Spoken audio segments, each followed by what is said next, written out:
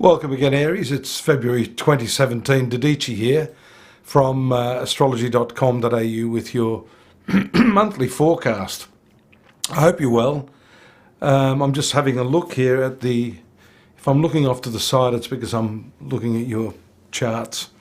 And I do see the very powerful, what we call a partile conjunction for midday, based upon Sydney time. In other words, Moon and Mars, your ruling planet, are very, very close. In fact, in the exact same degree, which tends to amalgamate the influences of these two planets. One, yourself, and number two, the Moon, which is ruling your domestic sphere. These two planets, Moon firstly will make a close conjunction to Uranus within the first couple of days of the month, bringing with it some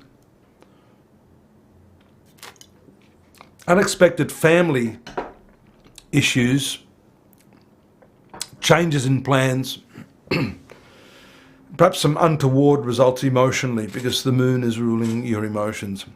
For a start, it makes you very, very impulsive. And the Moon and Mars is well known for the way that it what I've found in my own experience is it tends to make you assume other people are making points that they're not.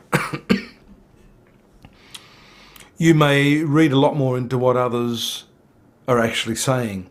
So you have to be a little bit careful, especially because these two planets are in the sign of Aries right now, looking directly at your marital sector, or that part of the horoscope which has to do with your most intimate relationships. So I'd like you to be particularly careful to not assume too much in your relationships. Listen a little bit more carefully before people are attacked by you, because you can be quite reactive, quite impulsive and rash in your opinions. Now we see the full moon on the 5th. It's actually a very powerful one in the 5th house of romance and love affairs. So that passion and that heat that we see commencing at the outset of the month is carried through into your relationships throughout the month of February. And no doubt you still have that fortifying influence of Jupiter in your 7th house, which of course has been really, for many of you born under Aries, giving you the opportunity to feel lucky in your relationships, and notwithstanding any of the problems that I'm suggesting here, to easily sort those problems out.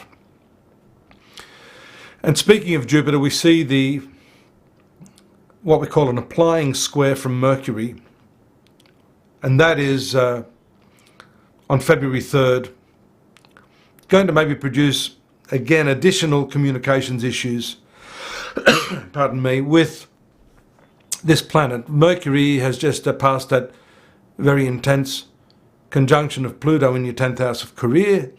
We see it moving to the square of Jupiter, and also simultaneously the square of Uranus in your sun sign. So this is what we call a T-square. And so there's quite a bit of tension between you, your partner, if you're married, and your professional aptitude, your professional objectives throughout this month, especially in the first week of the month. So I mentioned straight off the mark the impulsiveness that's likely with the Moon and Mars combination. And here we see an additional adjunct that can fortify that prediction, that you're likely to say things, to communicate things in an abrupt manner, and to make way too much of what is being said because of that. So you need to curb your speech. You need to be conciliatory in the way you express yourself, even over things that appear to be an insult. Now, this could also be applied to your business partnerships. Another important one, speaking of relationships, is the transit of Venus, exalted into your 12th house at the moment. However, that moves out on February 4th into your sun sign. So I would suggest that even though you've got that tension in the first week of the month, Venus will in fact bring with it some fortifying, softening to that position of Mars. Here in my list I don't see the conjunction of Venus and Mars. I'm not sure why the computer program hasn't brought that up, but no doubt throughout the month you'll be feeling the impact of that passionate conjunction. Although Moon has moved away by that time, Venus, Mars and Uranus in your sun sign is quite complex, quite passionate, quite electric. You actually want a lot more out of your relationships. You've got a lot more to give. So naturally you want to see that reciprocated.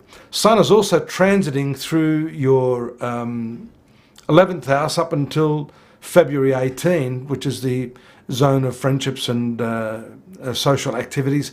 That's your 5th ruler. That's a wonderful placement. It looks at its own house of Leo from that 11th house. So for most of the, well, at least for the first half of the month, you're going to experience a lot more social activities as a result of that planet doing its thing there. There are a couple of hard aspects that I want to finish up on here that have to do with your ruling planet Mars. We see that square to Pluto on February 22nd. That's a tough one. I warn you to be a little bit careful.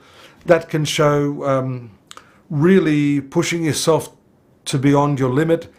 For those of you that are sporting minded, this can show extreme exertion. It can show injuries. It can show fights. For you guys that are watching this, if you're at the local pub, you need to walk away from any sort of physical, even verbal confrontations that can escalate into physical bodily harm. On the upside of that, it shows you have the ability to really achieve your goals through concerted effort, and that's quite likely as a result of this powerhouse of Mars and Pluto. Pluto being in your 10th house, I would see that would have more to do with your professional activities.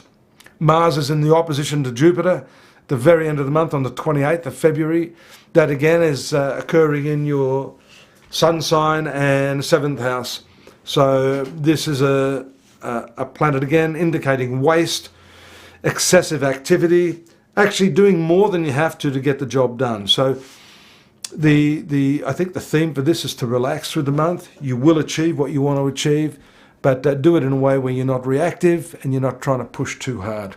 Don't forget, take a look at the more extensive interpretation of what's happening, a bit more of a chronological view of these planets at astrology.com.au. I look forward to your company there. And again, of course, next month here, same time, same channel. Bye-bye.